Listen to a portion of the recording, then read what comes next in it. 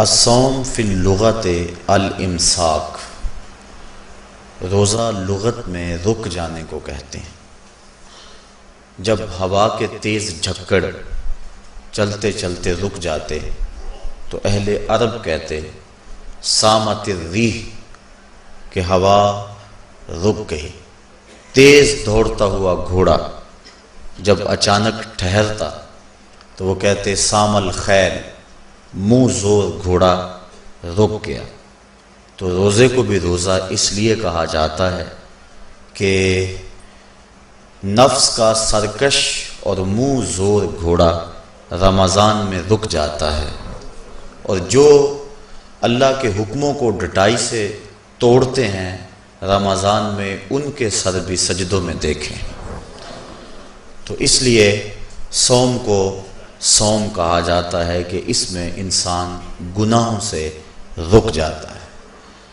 شریعت اسلامیہ میں طلوع فجر ثانی سے غروب آفتاب تک اکل و شرب اور جماع سے قصداً رکے رہنے کو روزہ کہا جاتا ہے۔ روزے کی تاریخ کے حوالے سے علامہ اسماعیل حقی علیہ رحمہ تفسیر روح البیاں میں لکھتے ہیں کہ ملک تحمورس ثالث کے دور میں قحط پڑا۔ یہ حضرت آدم علیہ السلام کی اولاد سے تیسرا بادشاہ ہوا ہے۔ تو اس نے اپنی قوم کو حکم دیا کہ وہ ایک وقت کا کھانا کھائیں اور ایک وقت کا کھانا بچا کر قحط زدہ علاقوں میں بھیجیں تاکہ دکھیوں اور مجبوروں کی مدد ہو سکے۔ ملک تحمورس الثالث کے اس حکم کو قوم نے قبول کیا اور ایک وقت کا کھانا بچا کر کے قحط زدہ علاقوں میں بھیجا۔ اس قوم کی یہ ادا اللہ کو پسند آ گئی تو اللہ نے اس کو عبادت قرار دے دیا۔ پھر اس کے بعد ہر نبی پر روزہ فرض ہوا۔ کما کتب علی الذین من قبلکم، اس پہ شاہد عادل ہے۔ حضور علیہ السلام فرضیت روزہ سے قبل ایام 20 کے روزے رکھا کرتے تھے۔ ہر ماہ کی 13، 14 اور 15 تاریخ کو قمری تقویم کے حساب سے جو روزے رکھے جاتے ہیں ان کو ایام 20 کے روزے کہا جاتا ہے۔ لیکن اس کے بعد پھر عاشورہ کا روزہ حضور نے معمول بنایا، اور اس کو کسی صورت بھی حضور اور صحابہ ترک نہیں کرتے تھے۔ فصام رسول اللہ وامر بصیامہ، حضور نے خود بھی روزہ رکھا اور صحابہ کو بھی حکم دیا کہ یہ روزہ رکھیں۔ لیکن جب سن 2 ہجری کو واقعہ بدر سے ایک مہینہ قبل 17 شعبان المعظم کو جب روزہ فرض کیا گیا تو پھر حکم دے دیا گیا۔ حضرت عائشہ صدیقہ رضی اللہ تعالی عنہا سے روایت ہے کہ فرمایا اب جس کا جی چاہے عاشورے کا روزہ رکھے اور جس کا جی چاہے ترک کر دے، لیکن اس سے قبل وہ روزہ رکھنا امت پر ضروری تھا۔ اب ایام معدودہ یعنی گنتی کے دن، اور وہ 29 یا 30 دن ہیں، ان کے روزے امت پر فرض کر دیے گئے۔ سن 2 ہجری میں روزہ فرض ہوا۔ حضور نے 11 ہجری کو رمضان سے قبل ہی ربیع الاول شریف کے مہینے میں انتقال فرمایا۔ اس طرح حضور علیہ السلام کی زندگی میں کل 9 رمضان آئے، 2 ہجری کو شامل کر کے 9 رمضان زندگی میں کل آئے، جس میں 2 رمضان 30 کے تھے اور باقی 7 رمضان 29 کے تھے۔ اور یہ بات ذہن میں رہے کہ روزے 29 ہوں یا 30 ہوں، اللہ ثواب 30 کا ہی عطا فرماتا۔ جس طرح کوئی شخص بھول کر کھا لے تو حدیث میں آتا اس کو اللہ نے کھلایا، اس کو اللہ نے پلایا، تو وہ اس نے کھا بھی لیا، اس نے پی بھی لیا، لیکن اس کا روزہ بھی باقی رہا۔ اس طرح اگر چاند 29 پہ نظر آ جائے تو ثواب اللہ 30 کا ہی عطا فرماتا ہے۔ یہ اس کی کرم نوازی ہے اپنے بندوں پہ۔ تو روزہ ڈھال ہے اور جہنم سے آزادی کا ایک اہم ذریعہ ہے۔ روزہ اللہ اور بندے کے مابین ایک راز ہے۔ روزہ نور ہے، ضیاء اور روشنی ہے، اور آقا کریم صلی اللہ علیہ وآلہ وسلم نے روزے کی فضیلت بیان کرتے ہوئے ارشاد فرمایا کہ ہر شے کی کوئی زکوٰۃ ہوتی ہے، انسان کے جسم کی زکوٰۃ روزہ ہے۔ اگر روزہ رکھے گا تو جسم زکوٰۃ ادا کرے گا، جس طرح زکوٰۃ سے مال پاک ہوتا ہے، روزے سے جسم پاک ہو جاتا ہے۔ اور روزہ ویسے بھی انسان کے لیے شفا کا پیام ہے۔ فرمایا کہ سحری کھایا کرو، چونکہ سحری کے کھانے کے اندر بھی اللہ نے برکت رکھی ہوئی۔ تو یہ ماہ صیام اپنے دامن میں برکتیں لے کر، رحمتیں لے کر نازل ہوتا ہے۔ اس کا پہلا حصہ رحمت، درمیانی حصہ مغفرت، اور آخری حصہ جہنم سے آزادی کا مژدہ جاں فضا ہے۔ حدیث میں آتا ہے کہ اللہ نے میری امت کو رمضان المبارک کے روزے کے حوالے سے 5 چیزیں ایسی عطا کی ہیں جو اس سے قبل کسی امت کو نصیب نہیں ہوئی۔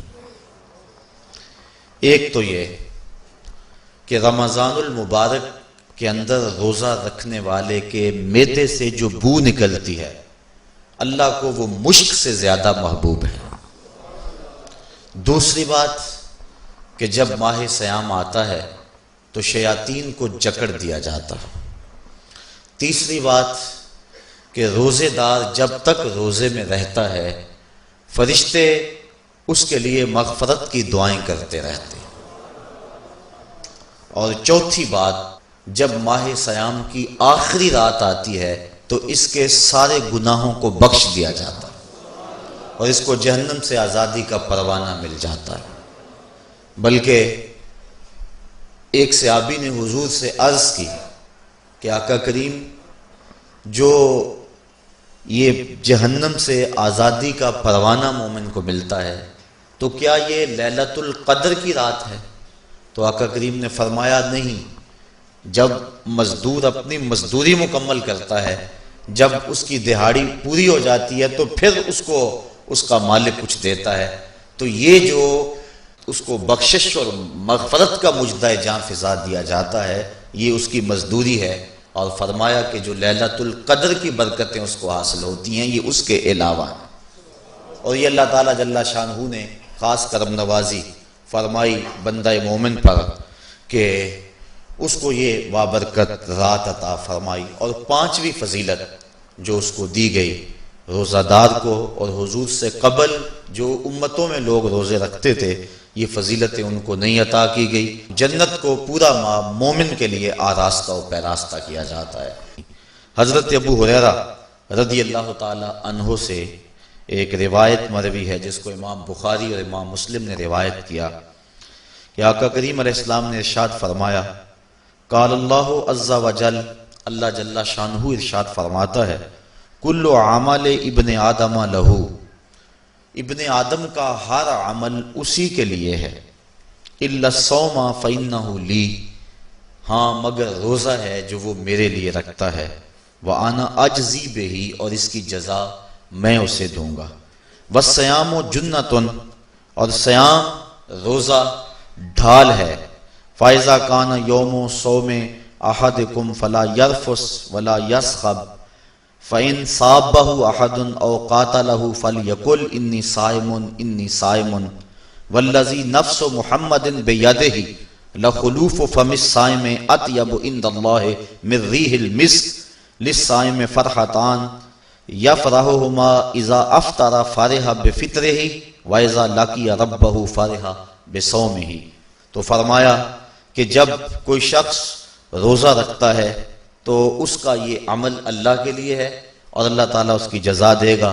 روزہ ڈھال ہے، جب کوئی شخص روزہ رکھے تو وہ اس کے اندر کوئی اللہ کی نافرمانی نہ کرے، یہاں تک کہ اگر اس کو کوئی شخص گالی بھی دے تو وہ یہ کہے کہ میرا روزہ ہے، میں صائم ہوں، میں نے روزہ رکھا ہوا ہے، یہ کہہ کے لڑنے والے کو، الجھنے والے کو ٹال دے۔ حضور نے ارشاد فرمایا، مجھے قسم ہے اس رب کی جس کے قبضے میں محمد کی جان ہے، کہ روزہ دار کے معدے سے جو بو نکلتی ہے اللہ کو وہ مسک یعنی کستوری کی خوشبو سے زیادہ محبوب ہے۔ اور روزہ دار کے لیے دو خوشیاں ہیں، ایک خوشی اس کو اس وقت ملتی ہے جب وہ روزہ افطار کرتا ہے، اور دوسری خوشی اس کو اس وقت ملتی ہے جب اس روزے کے صلے میں اسے اپنے رب کا دیدار نصیب ہوگا۔ یہ بات ذہن میں رکھیں کہ اس دنیا پر سب سے بڑی دولت جو حضرت انسان کو دی گئی ہے وہ دولت ایمان ہے، اور قیامت کے دن سب سے بڑی دولت جو اہل ایمان کو دی جائے گی وہ اللہ تعالیٰ کا دیدار ہوگا۔ جنت کے حور و قصور، جنت کے محلات، جنت کی عالی نصب نعمتیں، دنیا کی کوئی دولت اور دنیا کی کوئی نعمت جنت کی کسی نعمت کا مقابلہ نہیں کر سکتی، لیکن جنت والے جنت میں جا کر جس نعمت کو سب سے بڑا سمجھیں گے، اور وہ ہوگی بھی حقیقت میں سب سے بڑی نعمت، ایسی نعمت کہ اس نعمت کے ملنے پہ باقی ساری نعمتوں کو بھول جائیں گے، وہ یہ ہے کہ رب اپنے رخ کرم سے پردہ ہٹا دے گا اور ان کو اپنا دیدار عطا فرما دے گا۔ تو یہ سب سے بڑی دولت جو مومن کو آخرت میں نصیب ہوگی یہ روزے کے صلے میں نصیب ہوگی، یہ روزے کا وہ ثمر ہے، یہ روزے کا وہ پھل ہے جو اللہ اہل ایمان کو قیامت کے دن عطا فرمائے گا۔ عاجزی بہی کا معنی ہے کہ اس کی میں جزا دوں گا۔ ایک روایت میں آتا ہے کہ جو اعمال ہیں وہ 7 طرح کے ہیں، 2 اعمال ایسے ہیں کہ جو واجب کرتے ہیں، 2 اعمال ایسے ہیں کہ جن کی جزا ان کی مثل ہے، اور ایک عمل ایسا ہے کہ جس کی جزا 10 گنا ہے، اور ایک عمل ایسا ہے کہ جس کی جزا 700 گنا ہے، اور ایک عمل ایسا ہے جس کی جزا بے حساب ہے۔ فرمایا کہ وہ 2 عمل جو واجب کرتے ہیں وہ یہ کہ اگر کسی شخص نے اللہ کی عبادت کی اور اس کے ساتھ کسی کو شریک نہ ٹھہرایا تو وہ جنت کو یہ اعمال واجب کر دیتے ہیں، یعنی اس کو جنت کا ملنا لازم ہے، ضروری ہے، واجب ہے اس کے لیے۔ اور دوسرا وہ شخص جس نے اپنے رب کے حکموں کو توڑا یہاں تک کہ اس کے ساتھ کسی کو شریک ٹھہرایا، اس کے اوپر جہنم واجب ہے۔ اور 2 وہ عمل جن کی جزا ان کی مثل ملے گی، ایک وہ گناہ جو اس نے کیا تو اس کی سزا اس کی مثل دی جائے گی، اور دوسری وہ نیکی جو اس نے کی نہیں ہے لیکن اس کا عزم کیا تھا تو اس کو بھی ایک نیکی کا ثواب دے دیا جائے گا۔ ایک عمل وہ ہے جس کے بدلے کے اندر 10 گنا اس کو اجر دیا جاتا ہے، اور فرمایا اس سے اس کے نیک اعمال مراد ہیں، اور فرمایا کہ جو اس کا چھٹا عمل ہے وہ ایسا ہے جس کے بدلے کے اندر اس کو 700 گنا اجر دیا جاتا ہے، اور وہ راہ خدا میں اس کا صدقہ کرنا ہے۔ اور فرمایا ایک عمل ایسا ہے جس کی جزا کا دنیا پر کوئی حساب ہی نہیں ہے، اور وہ بندے کا اللہ کے حضور اپنے روزے کے ساتھ پیش ہونا ہے۔ تو روزہ ایک ایسا عمل ہے کہ جس کی جزا کا کوئی حساب ہی نہیں ہے، تو یہ اللہ کے علم میں ہے کہ وہ اپنے بندے کو کتنی اس کی جزا اور کتنا اس کا صلہ عطا فرما دیتا ہے۔ تو یہ اجر ہے نیکی کا۔ اور آقا کریم علیہ السلام نے ارشاد فرمایا روزہ ڈھال ہے اور جہنم سے بچنے کا ایک مضبوط قلعہ ہے۔ روزے کے من جملہ ثمرات میں سے ایک ثمرہ مرتبہ احسان کا حاصل ہونا ہے۔ مرتبہ احسان کیا ہے؟ اس پہ حدیث جبریل میں آپ کے سامنے رکھنا چاہوں گا، جس کو امام بخاری نے اور دیگر ائمہ احادیث نے ذکر کیا ہے۔ مسجد نبوی کا ماحول تھا، مدینہ شریف کی فضائیں تھیں، صحابہ حضور کی صحبت میں جلوہ فراز تھے، نور بٹ رہا تھا، اجالے اتر رہے تھے، صحابہ کے من روشنی سے مالا مال تھے کہ حضرت عمر فاروق رضی اللہ تعالی عنہ فرماتے ہیں کہ ایک شخص آیا جس کی گھنی سیاہ داڑھی تھی اور اس کا سفید لباس تھا، ہم میں سے اسے کوئی جانتا بھی نہیں تھا، لیکن اپنے وجود کی تر و تازگی کی وجہ سے وہ مسافر بھی دکھائی نہیں دیتا تھا. چونکہ مسافر ہوتا تو آثار سفر اس کے بدن سے ظاہر ہوتے، لگتا تھا جس طرح یہی کسی گلی سے نکل کے آیا ہے، لیکن چونکہ وہ وہاں کا رہنے والا نہیں تھا، ہم میں سے اسے کوئی پہچانتا بھی نہیں تھا. اب وہ حضور کی خدمت میں آیا، فَأَسْنَدَ رُكْبَتَيْهِ إِلَىٰ رُكْبَتَيْهِ، اور اپنے گھٹنوں کو جوڑ کر حضور کے گھٹنوں کے ساتھ ملا کر بیٹھ گیا، اور حضور علیہ السلام سے عرض کرتا ہے کہ حضور مجھے خبر دیجئے کہ ایمان کیا ہے. حضور نے ارشاد فرمایا ایمان یہ ہے کہ تو اللہ پر ایمان لائے، اس کے رسول پر ایمان لائے، پچھلی کتابوں پہ ایمان لائے، اچھی بری تقدیر پہ ایمان لائے، فرشتوں پہ ایمان لائے. بتایا حضور نے تو اس نے کہا صدقتا، آپ نے سچ کہا. کہتے ہیں ہمیں بڑا تعجب ہوا کہ خود ہی سوال کرتا ہے اور خود ہی تائید کر دیتا ہے. پھر کہنے لگا اسلام کیا ہے؟ تو حضور علیہ السلام نے فرمایا اسلام یہ ہے کہ تو نماز پڑھے، روزہ رکھے، حج کرے، زکوٰۃ ادا کرے. اراکین اسلام اس کو بیان کیے. کہنے لگا آپ نے سچ کہا. کہتے ہیں ہمیں پھر تعجب ہوا کہ خود ہی ایک بات کہہ رہا ہے اور خود ہی پھر اس کی تصدیق کر رہا ہے. کہتے ہیں پھر وہ پوچھتا ہے مل احسان، حضور احسان کیا ہے؟ تو حضور علیہ السلام نے جواباً فرمایا ان تعبد ربک کأنک تراہ، احسان یہ ہے کہ تو اللہ کی عبادت اس طرح کرے کہ گویا تو اسے دیکھ رہا ہے. اور اگر یہ کیفیت تجھے نصیب نہیں ہوتی تو کم از کم یہ کیفیت نصیب ہو جائے کہ وہ تجھے دیکھ رہا ہے. تو وہ کہنے لگا ہاں آپ نے سچ کہا. پھر اس کے بعد اس نے قیامت کی کچھ نشانیوں کے بارے میں سوال کیا تو حضور علیہ السلام نے جواب مرحمت فرمائے.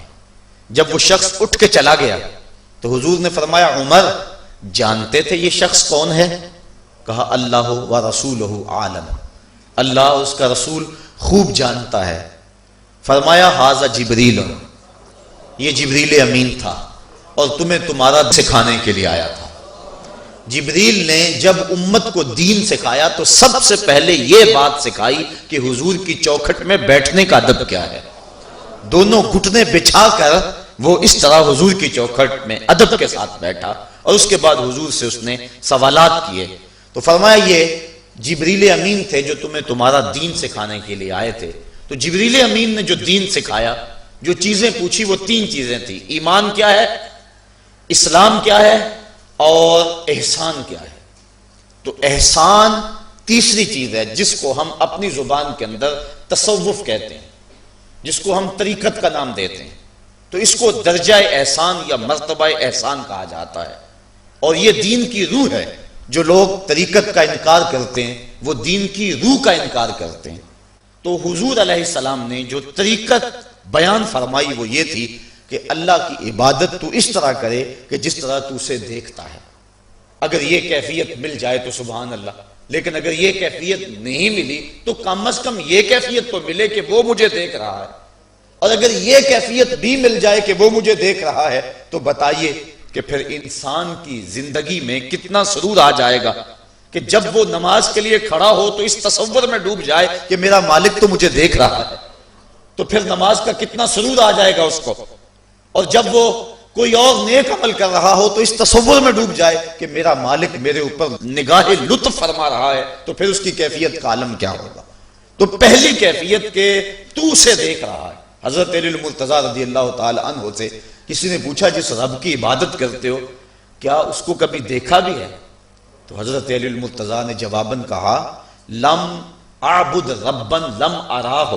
اے صاحب کبھی کبھی کی بات کیا کرتا ہے، علی تو اتنی دیر تک سجدے سے سر ہی نہیں اٹھاتا جب تک اس کے جمال جہاں آرا سے فیض یاب نہیں ہو جاتا.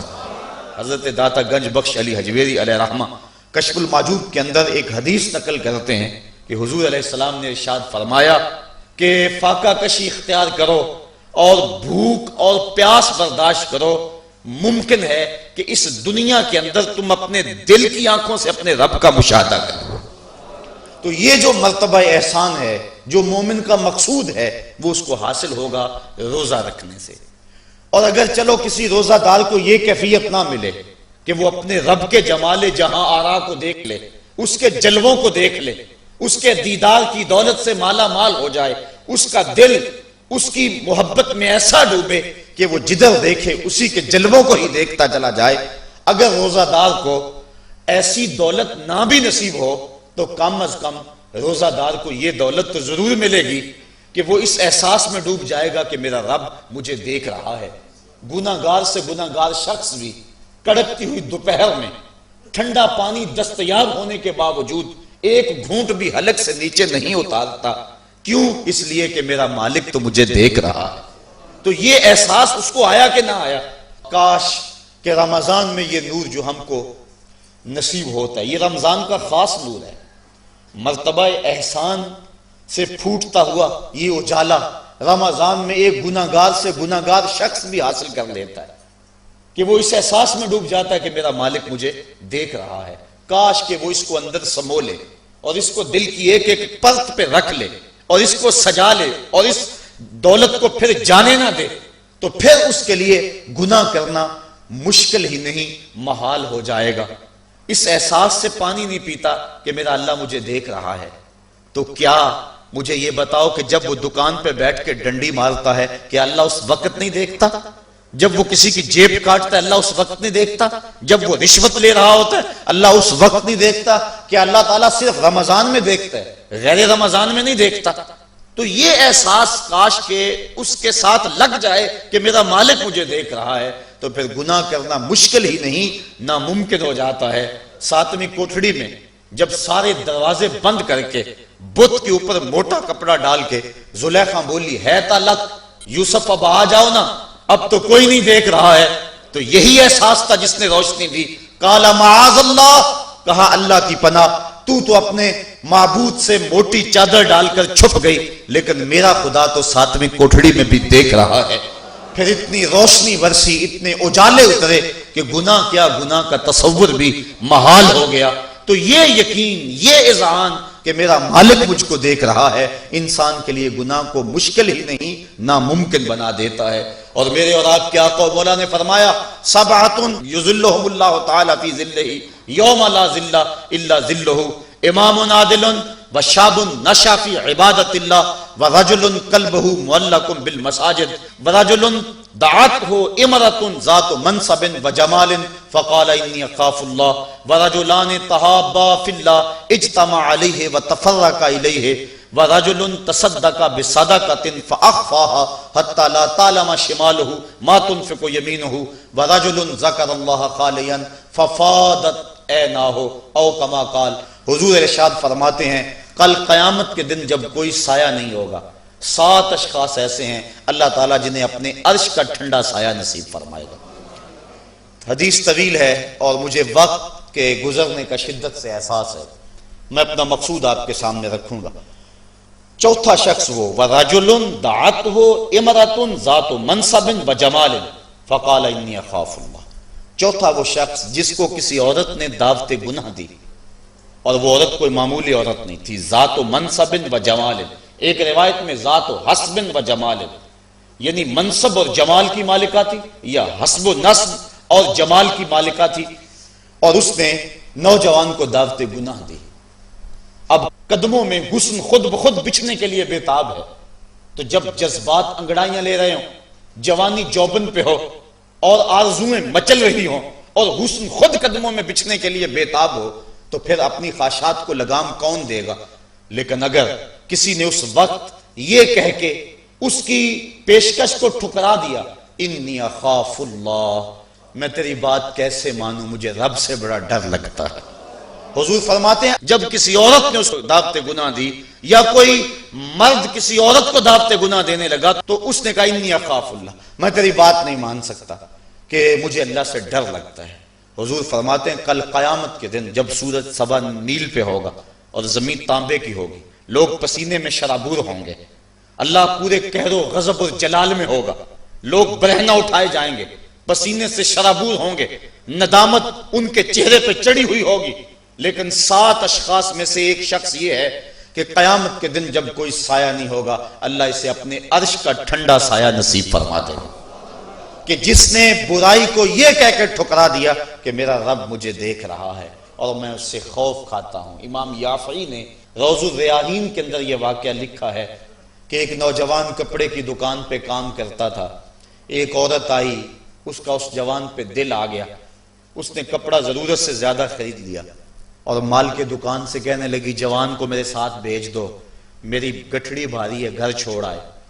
مال کے دکان اس کی نیت سے آگاہ نہ ہو سکا، اس نے نوجوان کو ساتھ بھیج دیا. جب وہ اس کو گھر لے گئی، اندر داخل کر کے دروازہ بند کر لیا اور دعوت گناہ دینے لگی. اس نوجوان نے کہا انی اخاف اللہ، میں اللہ سے ڈرتا ہوں. لیکن وہ ڈرتا تھا، وہ تو نہیں ڈرتی تھی. اس نے ہر قسم کا ڈورا پھینکا، ہر جتن کیا، ہر ہیلا آزمایا، لیکن وہ نوجوان قابو نہ چڑھا. چونکہ وہ صرف حسین ہی نہیں، اللہ کا ولی بھی تھا. صرف اس کا چہرہ ہی روشن نہیں تھا، اس کے من میں بھی اجالے تھے. اور اس نے بڑی کوشش کی، لیکن نور کو رسیوں میں جکڑا تو نہیں جا سکتا. خیر، اس نوجوان کے دل میں آیا کہ یہ شیطان کا خطرناک روپ ہے، کہیں ایسا نہ ہو کہ میں اس کے پنجے میں پھنس جاؤں. اس نے ایک بہانہ کیا اور باتھ روم میں چلا گیا. جو پخانہ کیا اس کو اپنے بدن پہ مل لیا اور اسی حالت میں باہر آ گیا. جب اس عورت نے دیکھا، اس کا نشہ حرن ہو گیا. دروازہ کھول دیا. اس نے کہا یہ تو کوئی مجنون ہے، یہ تو کوئی پاگل ہے. اس نے دل ہی دل میں اللہ کا شکر ادا کیا کہ میرا بدن گندا ہو گیا، میرا من تو ستھرا رہا. کائنات کا سب سے حسین چہرہ وہ ہے جو جنسی کالک سے محفوظ ہو. تو وہ باہر گیا اور باہر ایک چشمہ ابل رہا تھا، وہاں جا کے اس نے غسل کیا. امام یافعی لکھتے ہیں جب تک وہ زندہ رہا اس کے جسم سے مشک و عنبر کی خوشبو آیا کرتی تھی، اور جب وہ مر گیا لوگوں نے اس کو دفن کر دیا، یہ خوشبو اس کی قبر کی مٹی سے بھی آیا کرتی تھی. تو جو اللہ سے ڈرا کہ میرا مالک مجھے دیکھ رہا ہے، تو اللہ تعالیٰ اس کی کیسی ناز برداریاں فرماتا ہے، اس کے اوپر کتنے کرم اس کے اترتے ہیں. تو کہا کہ وہ شخص جس نے اللہ سے ڈر کر گناہ کو چھوڑا، کل قیامت کے دن جب کوئی سایہ نہیں ہوگا، اللہ اسے اپنے عرش کا ٹھنڈا سایہ نصیب فرما دے گا. تو یہ رمضان کا فیض ہے کہ انسان بے شمار گناہوں کے باوجود بھی تڑپتی کڑکتی دوپہر کے اندر بھی ٹھنڈا پانی اپنے منہ کے قریب بھی نہیں لاتا. وضو کرتے ہوئے بھی احتیاط کرتا ہے، غسل کرتے ہوئے بھی احتیاط کرتا ہے کہ کوئی قطرہ حلق سے نیچے اتر نہ جائے، اس احساس میں کہ میرا رب مجھے دیکھ رہا ہے. یار روزے کا اور کیا ثمرہ چاہیے کہ وہ جو دولت صوفیاء نے زندگیاں کھپا دی، جس دولت کو حاصل کرنے کے لیے، مرتبہ احسان کو پانے کے لیے روزے دار نے سحری کھائی، ابھی جو ہے وہ سحری کا وقت ختم ہوا تھا کہ یہ احساس اس کے ساتھ لگ گیا، اور وہ تنہائی کے اندر بھی اللہ سے ڈرتا ہے اور کھانے پینے سے باز رہتا ہے، اس تصور کے ساتھ کہ میرا مالک مجھے دیکھ رہا ہے. روزے کا ایک ثمر اور ایک پھل یہ ہے کہ بندے کو تقوی کا نور نصیب ہوتا ہے. اور اللہ تعالیٰ نے یہاں قرآن مجید کے اندر جہاں روزے کی فرضیت کا ارشاد فرمایا، وہاں ساتھ یہ بات فرمائی کہ اس لیے تمہارے اوپر روزہ فرض کیا گیا ہے تاکہ تم متقی بن جاؤ. یہ مقصد روزہ ہے، اللہ یہ چاہتا ہے. ورنہ اس کو کیا ضرورت ہے کہ بندے کو بھوکا اور پیاسا رکھے؟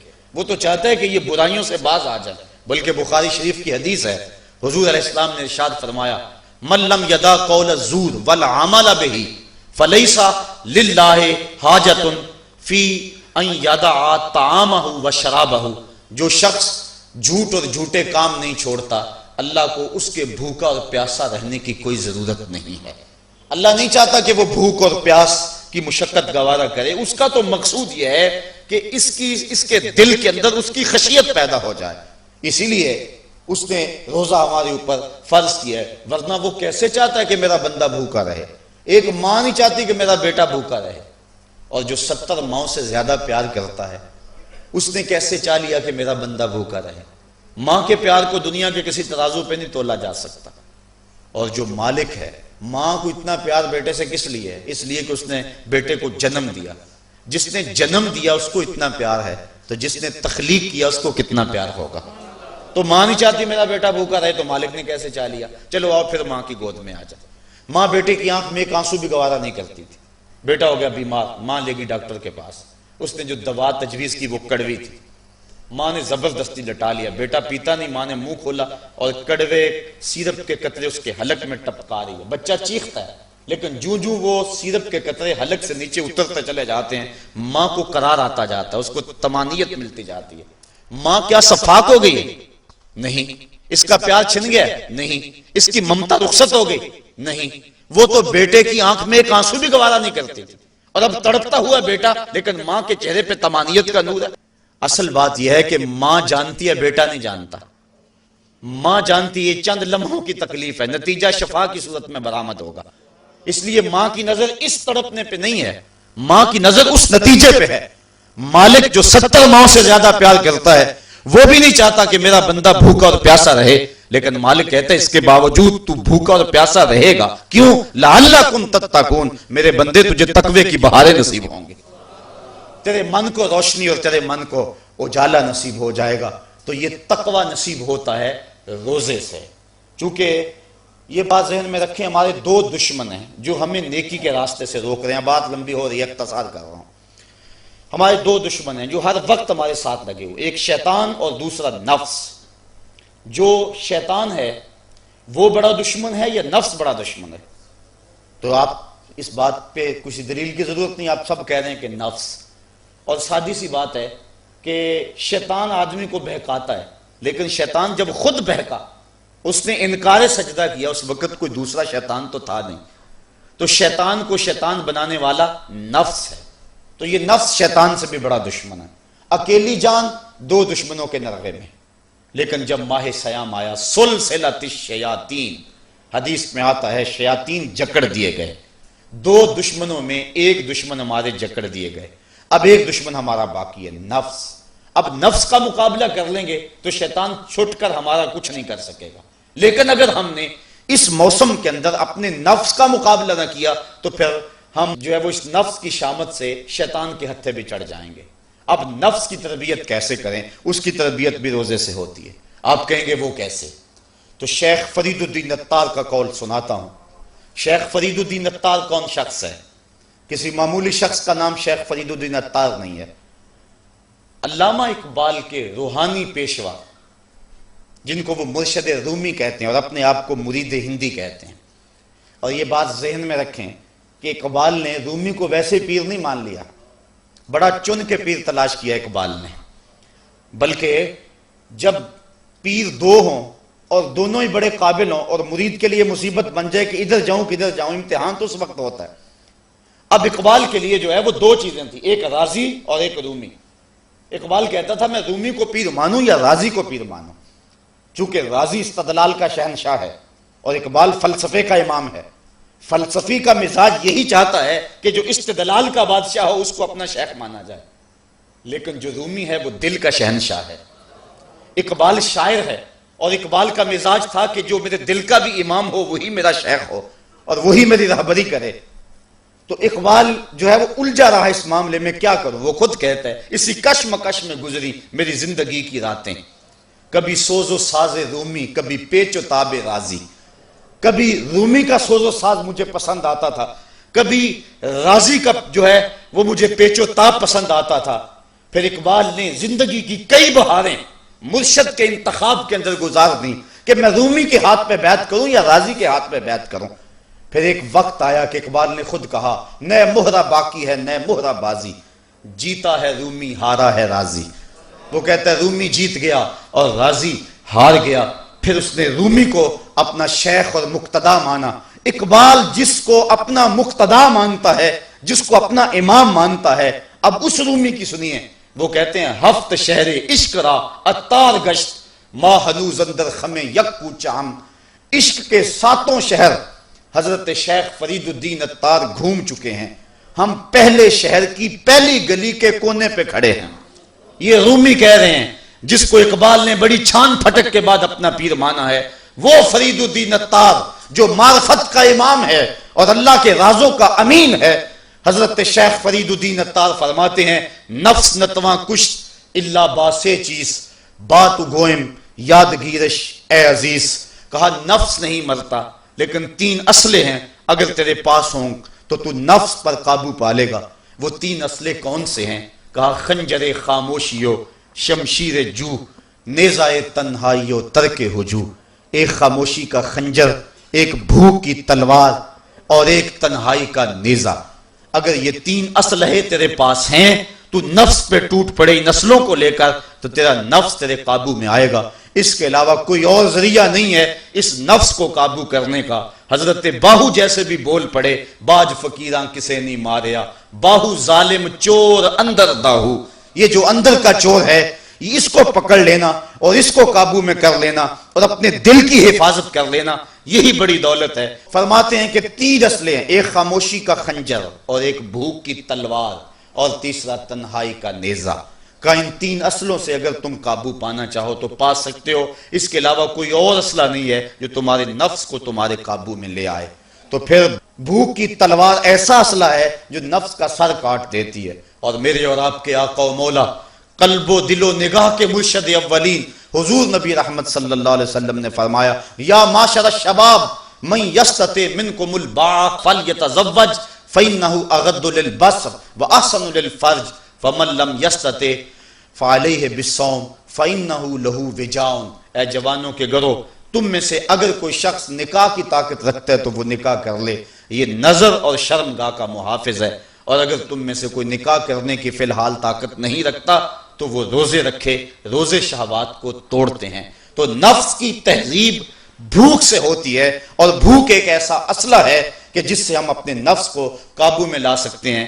حضرت نظام الدین اولیاء علیہ رحمہ جو تصوف کے سرخیل اور امام ہیں، آپ فرماتے ہیں کہ آدھی فقیری روزہ ہے اور آدھی فقیری باقی سب کچھ ہے۔ تو روزہ اگر نصیب ہو گیا تو پھر مالک کا قرب مل گیا، اور یہ تقوی کا نور ہمیں روزے سے حاصل ہوگا۔